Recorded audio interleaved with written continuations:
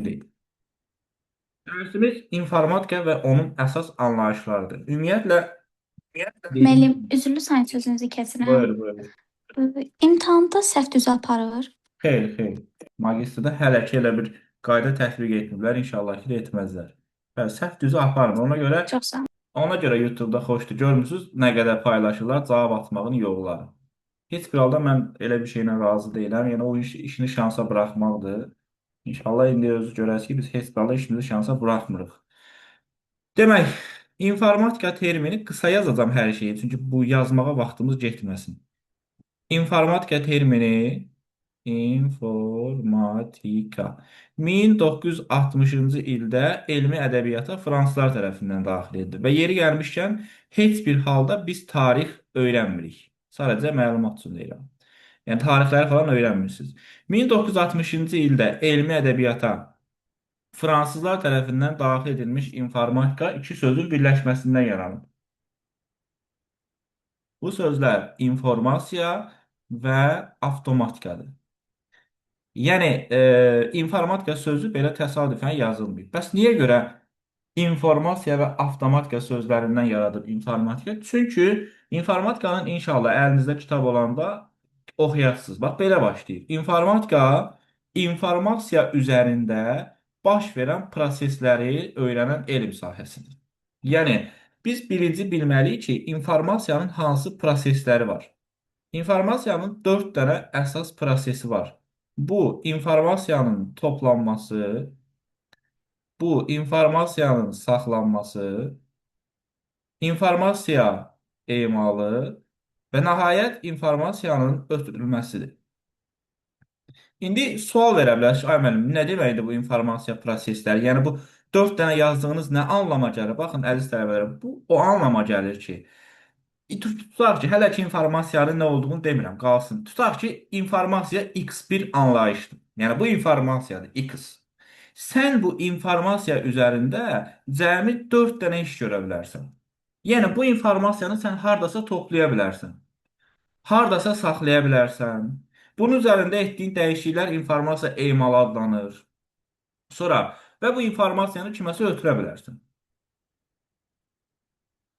İnformasiya prosesləri budur. Yəni mən bir informasiya üzərində edə biləcəyim şeylər cəmi 4 dənədir. Yəni 5-ci hadisəni, 5-ci prosesi yerinə yetirə bilmərəm. Hə. Yaxşı, informasiyanın gəlin görək bu proseslərini necə avtomatlaşdırıblar. Baxın, əvvəllər məsəl üçün deyirəm, indi 1960-cı ildə yaranıb da informatikanın böyük yaşı yoxdur. 40-50 yaşı var. Əvvəllər bizə müəllim tapşırıq verirdi ki, get məsəl üçün Albert Einstein haqqında məlumat topla. Və görürsünüzmü? Biz keçmişdə bunu ya kitabxanadan, ya onun haqqında yazılmış hər hansısa bir elmi məqalə varsa, oradan əldə edə bilərdik. Amma günümüzdə bizə desələr ki, məsəl üçün, filan alim haqqında məlumat topla, heç biz yerimizdən belə qalxmarıq. Niyə? Çünki bizim əlimizdə telefon var, planşet var, kompüter var. Və görürsünüzmü, informasiyanı toplamaq artıq günümüzdə sadələşib, yəni avtomatlaşdırılıb. Yaxşı, yenə də mən keçmişdə getdim, hardansa pis yolla, nə bilim, necəsə bunu tapdım, pislikləri tapdıq. Bəs harda saxlayacaqdıq? Təbii ki, bunu saxlayacaqdıq hər hansısa bir kağız daşıyıcılarda keçmişdə. Amma günümüzdə biz informasiyaları saxlayırıq disklərdə, CD-lərdə, DVD-lərdə və s. Və görürsünüzmü, informasiya saxlanması prosesi də avtomatlaşdırılır. İnformasiyanın emalı, məsəl üçün, bax, biz günümüzdə PowerPoint-də təqdimat yaradırıq, Word-də mətnlər yazırıq, nə bilim, Excel-də böyük-böyük cədvəllər düzəldirik. Bax, bunların hər biri informasiya emalıdır, amma nəydə? Kompüterdə, avtomatlaşdırılmış şəkildə. Yəni, keçmişdə biz bunları heç nə eləyə bilmirdik. Bu da avtomatlaşdırılıb. Ən gözəl nümunə isə ötürülmə proseslərindədir. Dünyanın axırına belə informasiyalar saniyələr içində gedib çıxır. İndi tarixdə bilmirəm, qarşıda çıxıb A ölkəsindən B ölkəsinə məsəl üçün bir dənə şah məktub göndərir.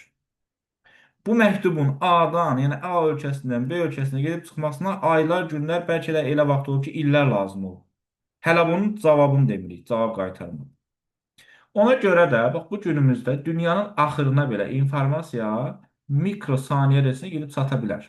Səbəb nədir? Səbəb informasiya ötürülmə prosesinin yenə də avtomatlaşdırılmasıdır. Əslində tərifdə deyilir, Texniki qurğular vasitəsilə avtomatlaşdırılması. Təbii ki, qurğu olmasa, bu texnika olmasa, bunu avtomatlaşdırmaq da olmaz. Hə, indi gəlin həmin bu informatikanın tərifini bir də səsləndirək. Görün necə deyirlər, daşlar yerinə oturacaq. Baxın, deyir ki, informatika informasiya üzərində baş verən proseslərin, bir-bir göstərəm deyəcək. Bir daha göstərəm. Baxın, informatika informasiya üzərində baş verən bu 4 dənə proseslərin texniki qurğular vasitəsilə nəyini öyrəndi? Avtomatlaşdırılmasını. Yəni günümüzdə informasiya mübadiləsinin bu qədər sadələşdirilməsində səbəb, yəni mübadilə deyəndə alış-veriş, göndərmək, baxın bunların hər biri mübadilə. Bunların səbəbkarı bir növ texnologiyalardır. Yəni bu hissəni də öyrənən elmə informatika deyilir. Bax, indi bildinizmi informatika sözü niyə görə informatikadır? Çünki informasiyanın avtomatlaşdırılmasından götürülüb. Ona görə adı olub informatika. O ki qaldı informasiya nə deməkdir? Dəqiq tərifi yoxdur. Kimsə desə ki, informasiyanın tərifi budur, xeyr. Riyaziyyatda necə ki, nöqtə xəttə düz partiya tərif verilmir, informatikada informasiya tərif verilmir. Bir neçə cür tərifi var. Məsəl üçün, hər hansısa bir əşya, obyekt, proses haqqında söylənən doğru fikirlərə informasiya deyilir. Nə bilim, əgər biz simvollar ardıcıllığının nə ifadə etdiyini biliriksə, bu informasiyadır və sair və ilə axır. Yəni bu şey bizi çox narahat eləməyəcək, narahat olmayın. İnformasiya tərifin sizdən soruşmayacaq. Əsas biz bunu bilməliyik. Daha doğrusu informatika, informasiya və avtomatika sözlərinin birləşməsindən yaranıb və informasiya proseslərinin necə avtomatlaşmasını öyrənir. Mütləq şəkildə suallarınız olanda verin. Yenə də deyirəm, indi hər bir müəllimin metodikasına hörmətlə yanaşırıq. Təbii ki, İnşallah zamanla görəsiz, mən sizə dərsləri qısa və konkret şəkildə, oturum aylarla, günlərlə, fərqi yoxdur, hesablamadır, nəzəridir. Bu dərslərə oturum, vaxtımı orada öldürüm, nə bilim, baş sındırım, ehtiyac olmayacaq. Elə dərsə qoşuldun, dərsi cibinə qoyub gedəsən. Bunun üçün yenə də deyirəm, biz biraz səbirli olmalıyıq. Baxın, İnformatika sizin tərifini yenidə deyə necə? bilərsiniz, zəhmət olmasa. İnformatika tərifini yenidə deyə bilərsiniz, zəhmət İnformatikanın olmasa. tərifi budur ki, informatika informasiya üzərində baş verən proseslərin necə avtomatlaşdırılmasını öyrənir və bu avtomatlaşdırma zamanı istifadə olunan metod vasitələri öyrənir. Yəni biz informasiya üzərində baş verən bu 4 dənə prosesi, bax bunun necə avtomatlaşmasını öyrənəcəyik. Təbii ki, burada şəbəkə dərsi də var, nə bilim, digər dərslər də var. Hamısı birlikdə ümumi informasiya proseslərinin avtomatlaşmasını öyrənir. Qısası informasiya proseslərinin avtomatlaşmasını öyrənir. Aydındır? Sözüm çox sağ olun. Bəli, çox sağ olun. Xoşdur. Daha sonra sizə qəbulda qarşınıza bax bu hissədən nə çıxa bilər? Aşağıdakılardan hansı informasiya prosesidir və ya prosesi deyil? Bax bunun özü də qəbulda istifadə olunmuş bir sualdır. Sol tərəfdə informasiya prosesləridir. Baxın, burada bir neçə cür qayda ilə yadda saxlaya bilərik. Birincisi, informasiya prosesləri, bunu biraz səliqəli yazaq. İnformasiya prosesləri hər biri bizdə hərəkəti bildirir. İnformasiyanın ötürülməsi. Yəni ötürmək, toplamaq, saxlamaq, emal etmək. Amma mən bunu hər dəfə tələbələrlə belə indi inşallah əsl dərslərimizlə başlayanda görəsiniz. Zarafatyana belə yadda saxlayırıq ki, gəlin bu prosesi qartopu oynamağa bənzədək. Çünki qartopu oynamaq özü də bir prosesdir. Məsələn, biz qartopu necə oynayırıq? Birinci o qarı toplayırıq. Toplayan kimi avtomatik bu qarı sənin əlində qalır da, düzdürmü? Saxlayırıq əlimizdə. Kiməsə atmazdan əvvəl bu qarı yumruruq ki, daha da ağrıtsın, qarşı tərəfi incitsin. Yəni emal edirik və nəhayət kiməsə atırıq. Çox, hazır. Yəni testə düşsə, sən bu kombinasiyanı bir dənə qurmağa çalış. Topla, saxla, düzəlt, kiməsə at. Görərsən ki, o 5-ci variant həmişə burada artıqlıq eləyir. 5-ci variantlarda mən sizə deyim də həmişə nə olur? Ya olur informasiyanın xassələrindən biri adekvatlıq. Nə bilim, ya olacaq müəyyənlik. Görərsən ki, heç bir halda bunlarla uyğun gəlmiş. Bəli, bunu elə qartopu oynamaq kimi də yadda saxlaya bilərsiniz. Gözünün qabağına gətirib topladım, əlimdə qaldı, düzəltdim, kiməsə atdım. Всё. Bu oldu informasiyanın prosesləri. Bura qədər kiminsə nəsə sualı varmı? Yoxsa Xeyr. Davam edək. Daha sonra sizin qarşınıza qəbulda nə çıxa bilər? İnformasiyanın prosesləri. İndi bunu da deyəcəm. Bundan sonra inşallah bizim əsas işimiz bu gün ölçü vahidləridir. Bit, byte, kilobayt, megabayt. İndi inşallah görəsiniz ki, o qorxulu görünən ölçü vahidlərini biz necə dəqiqələr içində möhtəşəm şəkildə öyrənə bilirik. Demək, informasiyanın hansı xassələri var və plus da informasiya bu xassələri ödədiyi halda informasiya hesab olunur. Məsəl üçün, bu xassələrdən biri informasiyanın tamlıq xassəsidir. Açar sözü miqdardır. Əslində bunun açar sözünə ehtiyac yoxdur. Özünü başa düşsəz, əzbərləməyə də ehtiyac yoxdur. Miqdardır. Məsəl üçün, baxın, tutaq ki, sizi ödənişsiz dərs qrupuna əlavə ediblər. Qrupun adı ödənişsiz dərs qrupudur və yaxud ödənişsiz informatika qrupudur. Birdən götürüb kimsə, ya mən, ya nə bilim kursdan kimsə, menecerlərdən yazır ki, əziz tələbələr, bizim sabah dərsimiz var. Sizcə bu informasiya tamdırmı? Tam deyil də, düzdür? Nə çatmır Deyil. məsələn? Zamanı Ay, çatmır. bəli, bunun nə vaxt olacağı çatmır, yəni hansı proqram vasitəsilə olacağı çatmır və s. və ilə. Hətta orada ola bilər ki, sadəcə qrupun adı ödənişsiz qrup olsun. Qeyri-müəyyən. Bəli, fənnin adını da çəkməsindir. Bax, görürsünüzmü? Burada sizə verilən informasiyanın miqdarı bəs eləmir. Amma sizə desələr ki, inşallah bizim sabah, nə bilim, 19.00 və 20.00-da informatikadan Zoom üzərindən dərsimiz var. Burada sən əlavə verəcəyin sual nə ola bilər ki? Yəni, bu qədər. Bəli, verilən informasiyanın miqdarı ilə xarakteriz olunan informasiya xassəsinə deyilir tamlıq. 2. Bu informasiya xassəsi aktuallıqdır və qəbula yaxın illərdə düşmüşdür. Aktuallıq çox sadədir. Açar sözü cari deməkdir. İndi biz bunu gündəm kimi də deyirik. İnformasiyanın cari zamana, yəni indiki zamana uyğunluğu onun aktuallıq xassəsidir. Məsələn, biz durub desək ki, 41-45-də müharibə baş verir. Bu dəqiqə bu heç üçün aktual deyil. Amma durub, məsəl üçün, bu magistr imtahanı günü baş verən hadisələrdən danışsaq, nə bilim, nə qədər tələbə yolda qaldı, 1000, bəlkə 2000-lərlə tələbə imtahanda iştirak eləyə bilmədi və yaxud nə qədər tələbə ayağı sulu-sulu, inşallah sizin bahizə elə şey gəlməz, ayağı suyun içində gedib oturub imtahan verdi. Bu da təbii ki, nəticələrin aşağı düşməsinə səbəb oldu. Bəli, bu aktualdır, çünki günümüzə uyğundur. Bəli, informasiyanın cari zamana uyğunluğu aktuallıq. İndi bu çox qalmıram bunun üzərində, çünki çox asandır.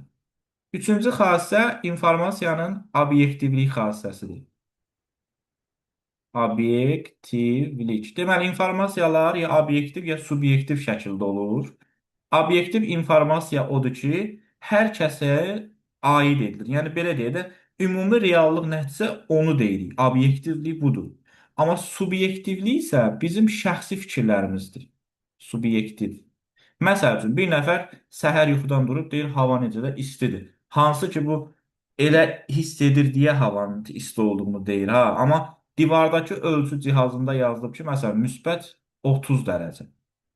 Baxın, görürsünüzmü? İnsanlar bəzən istini və soyuğu düzgün başa düşməyə bilər.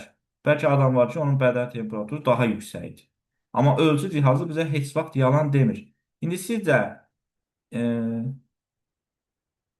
bəli, bəli, heç kim elə onu deyəcəkdim. Heç kimin şəxsi fikrindən, şəxsi mülahizəsindən asılı olmayan informasiyalar nədir? Obyektivlik. İndi sizcə insanın dediyi hava istidir, obyektivdir, yoxsa ölçü cihazının dediyi?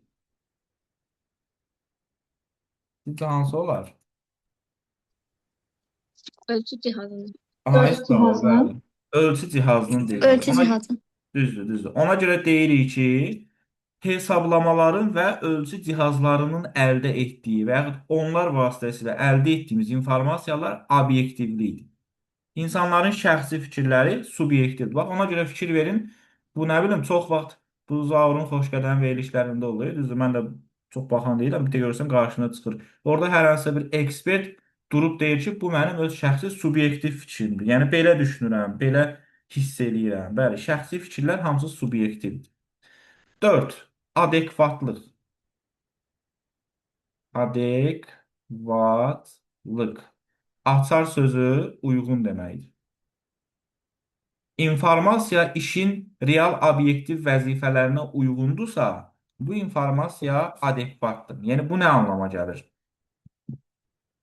Bax, tərifi bir daha deyirəm. Deyir ki, sənə verilən informasiya, belə daha da açaq bunu, sənin gördüyün işin vəzifəsinə uyğundursa, bu informasiya sənin üçün adekvatdır. Baxın, sizcə bu dəqiqə mən sizə adekvat informasiyalar ötürürəm, yoxsa yox? Hə? Bəli, adekvatdır. Çünki informatikanın əsaslarından bəhs edirsiniz. Ay sağ Girişdən ol. bəhs Bəli. edirsiniz.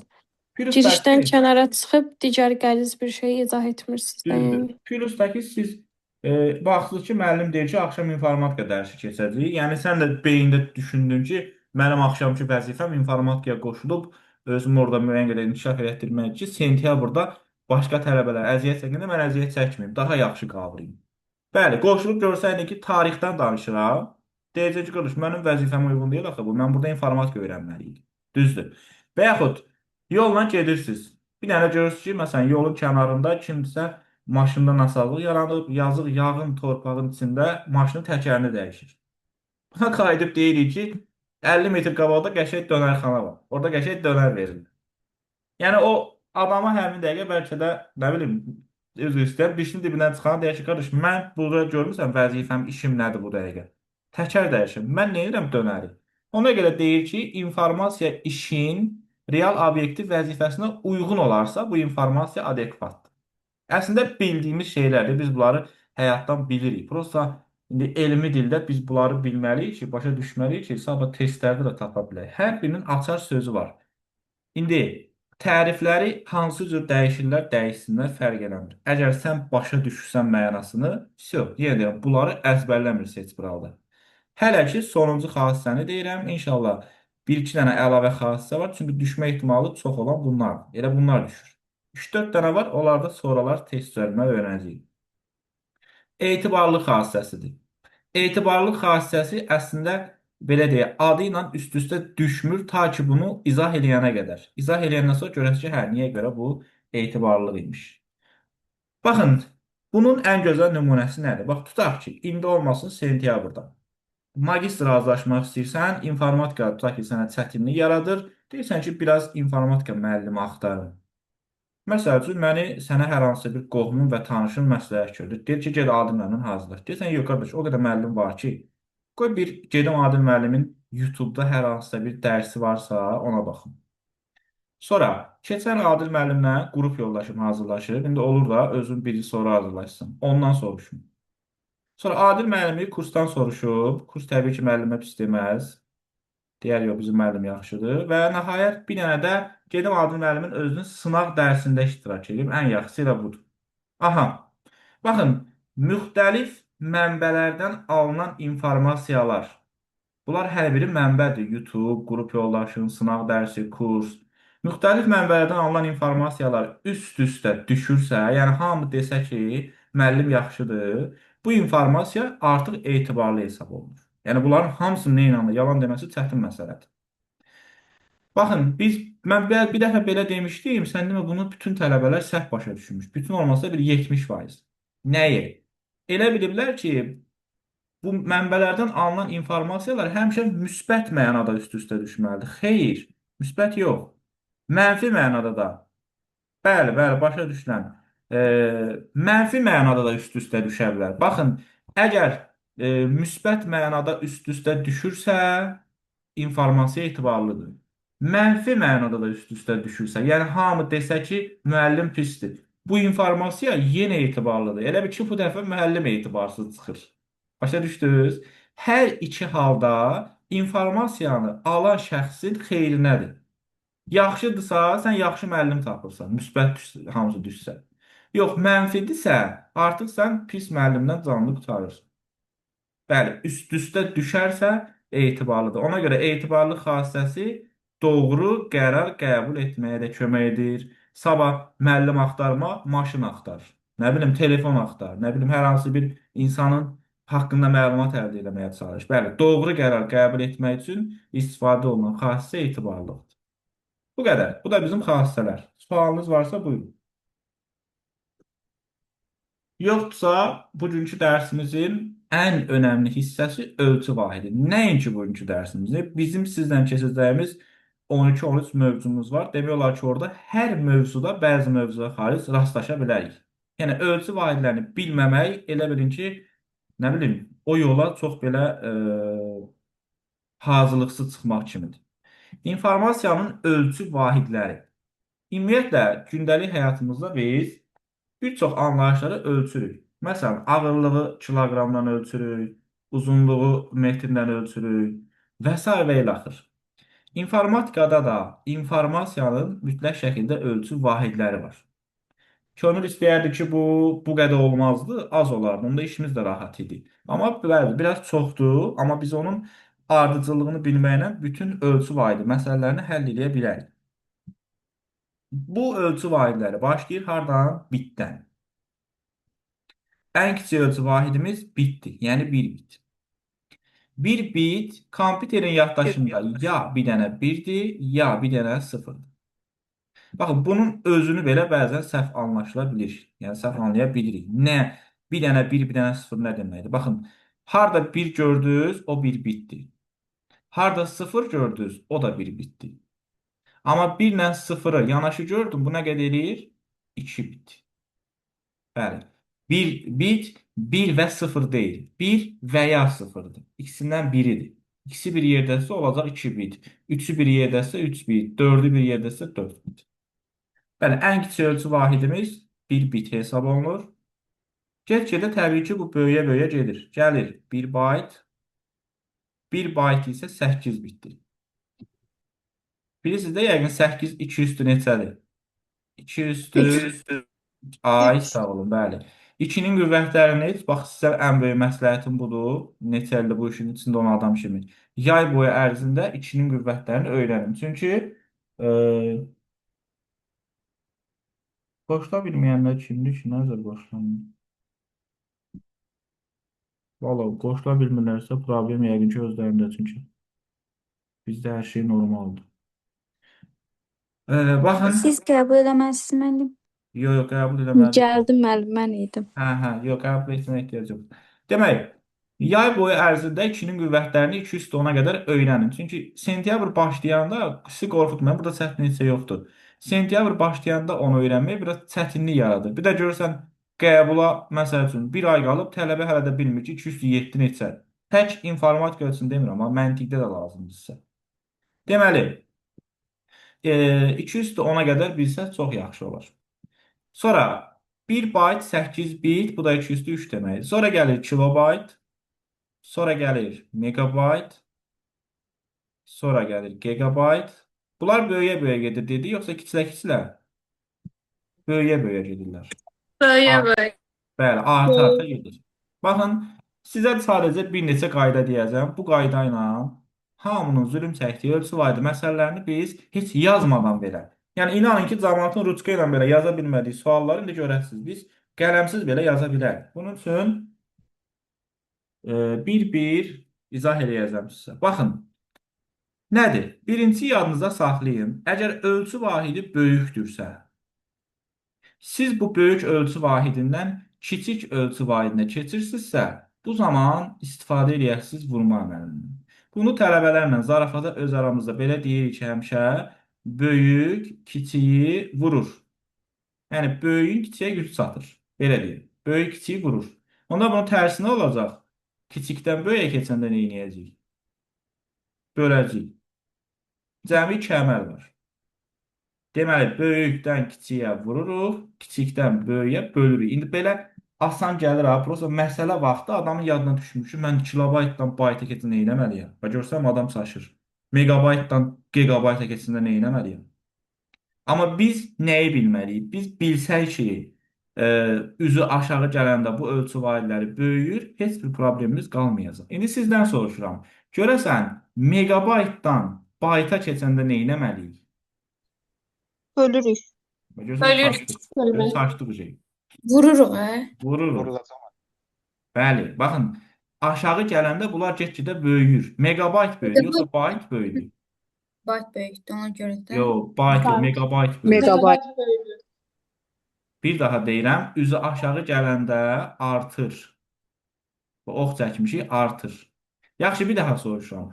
Terabaytdan megabayta keçəndə nə edərik? Vururuq.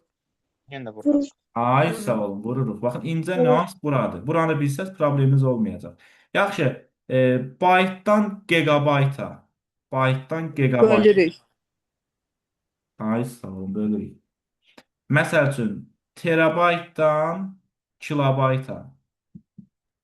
Vurulacaq. Vururuq. Yenə vururuq. Bəli. Vururuz. Bu qədər sadədir bu. Bir daha deyirəm. Sadəcə bilin ki, bu get-gedə böyüyür. İnşallah indi bu birinci dəfədir görürsünüz də. Zamanla başa düşərsən ki, hansı böyüdür. Böyükdən kiçiyə keçirəmsə, müəllim də demişdi, böyük kiçiyi vurur. Yəni böyükdən kiçiyə vur, kiçikdən böyüyə böl. Bu çox sadədir. Yəni bunun üzərində çox qalmır. İndi nəyə vurmalıyıq, nəyə bölməliyik, ondan da danışaq.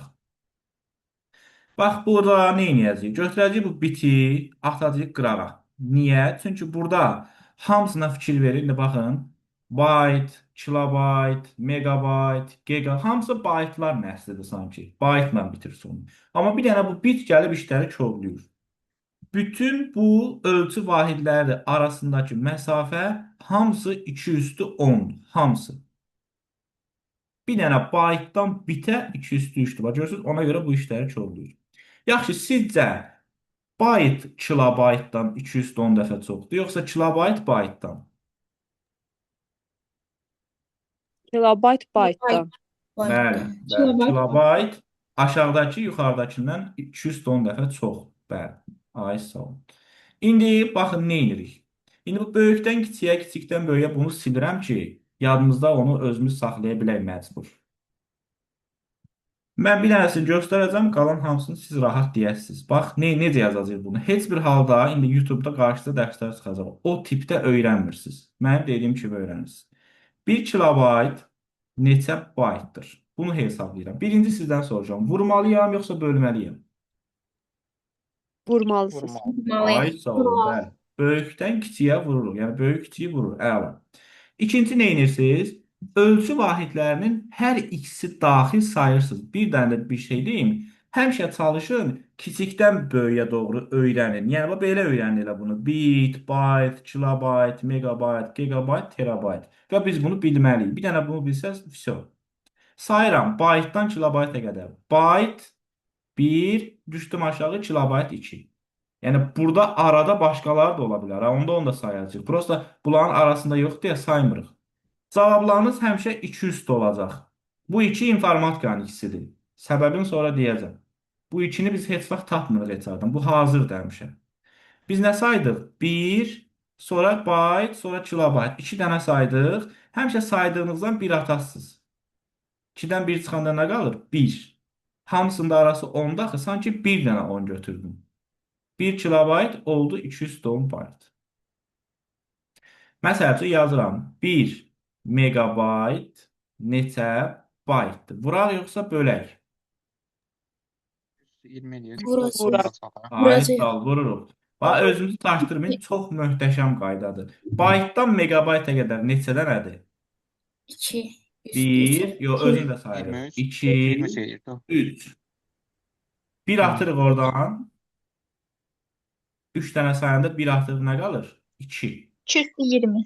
Ay sağ ol. İndi özünüz mənə deyin, 1 terabayt neçə kilobaytdır? Bax, mən dediyim qayda ilə, yoxsa sonra problem yaşayasınız. Sayın. Buradan bura. 204. Ay sağ ol. 1, 2, 3, 4. Birini atırıq. 230. 30. Yox, hazır. İndi bu bizə belə qeyri-adi görünmür ki, hər nədir ki? Amma biz bunu nə edə bilərik? Biz bunu buradan kəsib atadıq bu tərəfə. İşte görmürəm. GBT mənə lazım da deyil. Baxın, indi soruşuram. 1 gigabayt neçə baytdır? Vuraq yoxsa bölək? Vuracaq. Ay sağ ol. Vururuz. Baytdan 30. gigabayta qədər sayın. Bax, bir yerdə sayaq. 130. Bayt, kilobayt, 230. megabayt, gigabayt. Neçə oldu? 4 dənə. Onu nə 204. eləyəcək? 230. Ay sağ ol. 200 Terabayt Yirmi çıxardı. səhvdə axı. Hazır. Hani terabayt da onda 240 olmalıdır. Yox, bu gigabaytdır. Yox, aşağıda terabaytda 240 olmalıdır. Çünki gigabayt terabayt gigabaytdan üstündür. Yox, Olmalıdır. orada Gigabayt- biz kilobayta Hə, kilobayta gəldik. çevirmişik. Hə. Hə, tamam. Başa düşdünüz? Bəli. Kimin sualı var versin. Məsələn, onda şifahi soruşuram. 1 terabayt neçə baytdır? İndi dediniz əslində o asan olacaq. 200. 5 dənə sayıram. 1, 2, 3, 4, Yox. 5. 40. 240. 240. 240 eləyir. Əla, gözəl. İndi bunun biz ancaq böyükdən kiçiyə keçdiyimiz versiyalarına baxdıq. Kiçikdən böyüyə keçməzdən əvvəl sizlə bir neçə dənə nümunəyə baxaq. İndi bizim dərslərimiz inşallah sentyabrdan limitsiz Zoom üzərindən olacaq. İndi birazdan Zoom atacaq, mən sizə yeni link göndərəcəm. Sentyabrdan bu belə olmur. Baxın, yəqin ki bilirsiniz də 2 üstü 10-u 2 üstü 5-ə vurmaq var. Bir də 2 üstü 10-u 2 üstü 5-ə bölmək var. Vuranda nə edirik? Üstlər toplandı. Üstlər toplanılır, Ay bölündə sağ ol. çıxır. 2 üstü 10 plus 5. Böləndə isə 2 üstü 10 Olur. minus 5. Bəli, əla. Vurmaqla bölmək arasında heç bir fərq yoxdur. Yəni, bayaqdan neçə dənə sayırdınızsa, yenə o qədər sayırsınız. İndi baxın, belə bir iş görək, gəlin. Bir dəqiqə uzun dondu.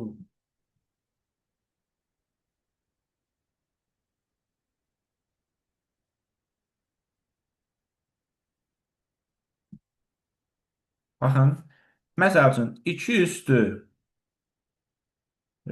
tutaq ki 40 bayt neçə megabaytdır? Vuraq yoxsa bölək? Bölünəcək. Bölək. Belə. Ay sağ ol. Bəli, bölək. Neçəyə bölək? Buradan bura qədər sayın. Üstü 20 Ay Niyə sağ ol. bölünəcək? 1, Bəli. 2, 3. 2, 1 artırıq 2 üstü 20. üstü 2 20. üstü 40-dan da 2 üstü 20 çıxanda cavab qalır elə 2 üstü 20. Söh. Məsəl üçün tutaq ki yazıram 2 üstü 60 kilobayt neçə terabaytdır? Vuraq yoxsa bölək? Bölünəcək. Belə. Yenə bölək. Neçəyə bölək? Yenə sayırsınız. Üstü 20 eləyəcək, orada səhv etmirəmsə 40 çıxacaq. Yox, buradan bura Yoxsa- sayırsınız. 30-a bölürük. Ay, 30 kral. eləyəcək. 2 30 üstü çıxacaq. 30. Bəli. İndi siz mənə sual verə bilərsiniz ki, ay müəllim, bəs bunun biz belə sayıncan arasını sayaq da, onda düz gəlmir ki, gəlir. Amma mən də sənə qayıdıb deyəcəm ki, mən onu belə tutsam, sənə göstərməsəm o ardıcılı, sən onun arasını saya bilərsən? Xeyr. Ona görə ən yaxşısı sayıb bir çıxmaq qaydasıdır. Bir dəqiqə səbirli olun, bax heç hara getməyin. Link atıram, qoşulub daha maraqlı bir neçədən sual izah eləyəcəm. Yavaş-yavaş onlarla yekunlaşdıracağıq. Çünki bu link bizi kəsir arada.